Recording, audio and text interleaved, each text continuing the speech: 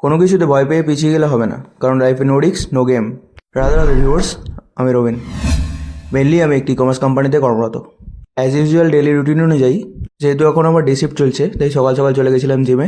আর জিমে যাওয়ার পর নিজের ব্যায়ামগুলোকে কমপ্লিট করলাম। আর দেন আজকের মতো জিমটাকে বিদায় জানিয়ে ওখান থেকে বেরিয়ে পড়লাম বাড়ি ফেরার জন্য। আর বাড়ি ফেরার কিছুক্ষণ পরেই আবার রওনা দিলাম অফিসে যাওয়ার উদ্দেশ্যে। আর বাইরে শুরু থেকে একটু মেঘলা মেঘলা করেছিল, আর কিছুক্ষণ পরেই আজকে একদম জমিয়ে বৃষ্টি চলে আসে। আর এটার দরকারও ছিল অনেকটাই, কারণ এখন থেকেই বাইরে যে পরিমাণে গরম পড়েছিল, বৃষ্টিটা না হলে হয়তো মানুষে টিকতেই পারতো না ভালো করে। বৃষ্টির কারণে ওয়েদারটা একটু ঠান্ডাও হয়ে গেছিলো। আর আমি অফিসে বসে বসে চিন্তা করছিলাম যে বৃষ্টিটা না হয় হচ্ছে, কিন্তু আমাকে যে 48 কিলোমিটার বাইক চালিয়ে বাড়ি ফিরতে হবে, তাই একটু চিন্তাতেই ছিলাম। আজকের মতো অফিসকে বিদায় জানিয়ে বাইরে বেরিয়ে পড়লাম।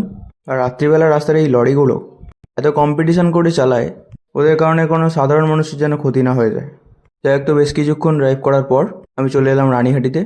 একেই ছিল এরকম বৃষ্টির ওয়েদার, তার উপরে রানীহাটির হাজির রোল আমার অলওয়েজ ফেভারিট। তাই ওখান থেকে একটা করে রোল নিয়ে ছাটিয়ে দিলাম।